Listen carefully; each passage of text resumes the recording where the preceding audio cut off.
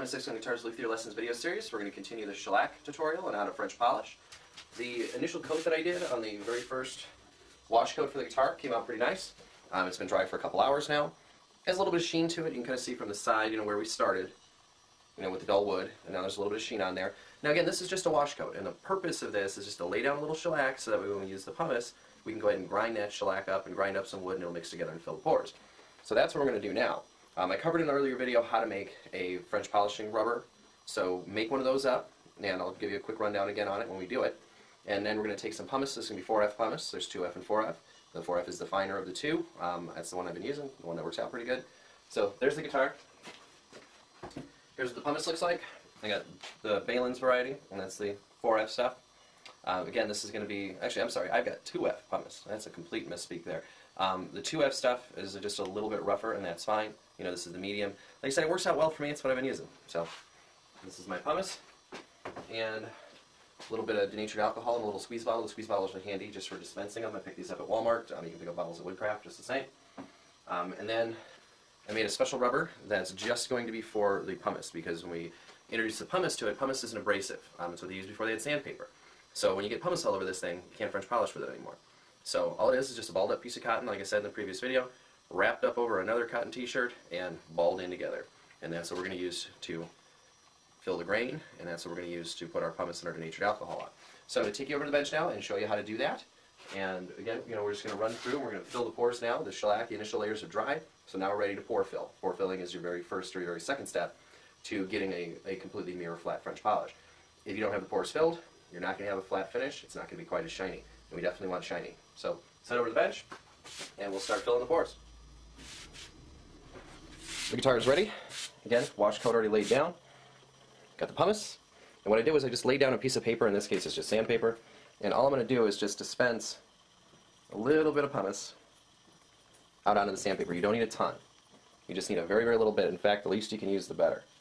Now, I've got the guitar situated on this piece of plastic so I don't mar the front of it. And what you want to do is you want to start in very, very small little sections, and you want to work one section until it's totally flat at a time. So I'm going to take my rubber, and I'm going to dispense some denatured alcohol on there. I just want to wet the surface. So I got some denatured alcohol on there, nice and wet.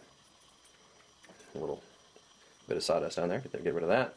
Now I want to get down to the shellac, and I get down to the pumice. I just want to take a tiny little bite out of the pumice, and you can kind of see the little gray spot on there. There's pumice on there. I'm going to go ahead and rub that in. Take another tiny little bite, rub that in, and now I can feel that we've got a little bit of abrasive on there.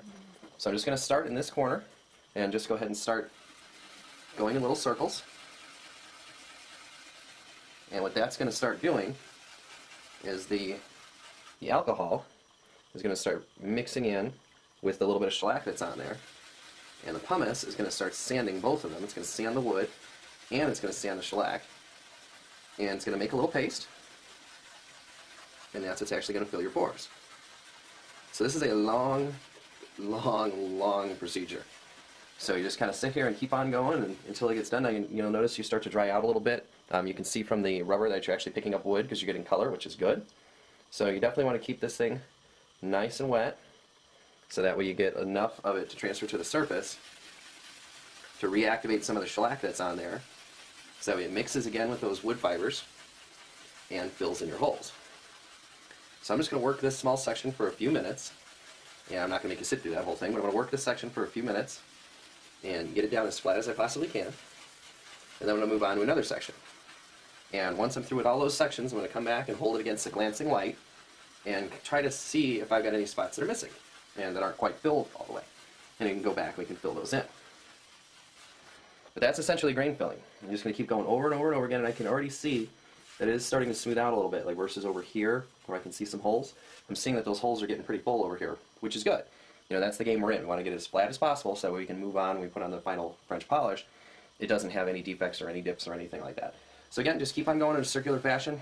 If you notice you don't quite have too much abrasion going on, you can go ahead and take another little bite of the pumice, get it on there, rub it in really good. Go ahead and don't be afraid to use some denatured alcohol. And then kind of come back on there and keep going. Now as you go, you might eat through the pad, just because again you're using an abrasive now, so you're essentially sanding. So what's going to happen is you eat through the pad, just go ahead and move it to another spot on the rubber, and you'll be able to wrap it around again and you'll have a fresh patch. No reason to throw out the entire thing, just move it around and keep on going that way. But again, I'm not going to make you sit through this entire process. I'm long-winded as it is. So that is essentially the finishing process, and I'll come back and show you again when I'm most of the way done. And if you have any questions on this, again, shoot me an email, 6gunguitars@gmail.com, and I'll be glad to help you out and do the best I can so you can get a French polish on there that looks great.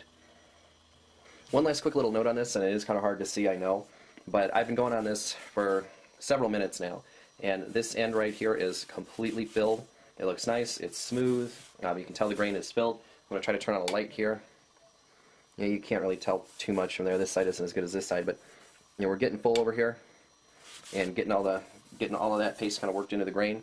There's another method for doing this that's non-traditional, and I think it's a little bit easier than going through all this with a filling, and that's to apply several layers of shellac on here. And the shellac itself is going to fill the pores and also raise everything up, and then what you're going to do is come back and sand it and bring everything back down. So what I'm going to do now is I'm going to apply a couple layers of shellac to this, and I'm going to build up a bit of a thicker layer on here, just because the sanding does take time. Again, that's the traditional approach, but there are other ways to do it. And once you get enough shellac on there that you can sand it back down to where it's totally level and all the pores are filled, you can then use the French polishing method to build up your sheen. And that's the method that I'm going to do, just because, I mean, this alone took 15 minutes. And to finish the rest of the guitar is going to take another hour. And we're just on the back. So, I mean, you got the sides, you got everything else.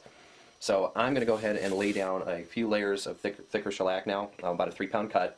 I'm going to lay down several layers on here, and what's going to happen is it's going to fill the pores, but it's also going to fill everything else too. It's going to get a little too high, so you're still going to see dimples. So what I'm going to do after that is come back and sand all those dimples out. And after the coats are on there and dried, I'll bring you back and I'll show you how to do that. And again, it's just a different method, a different way of doing the same thing. You're really just filling the grain, getting everything full and nice so it's nice and flat, so when you come back to do the French polish, you actually get a really good nice shine out of it.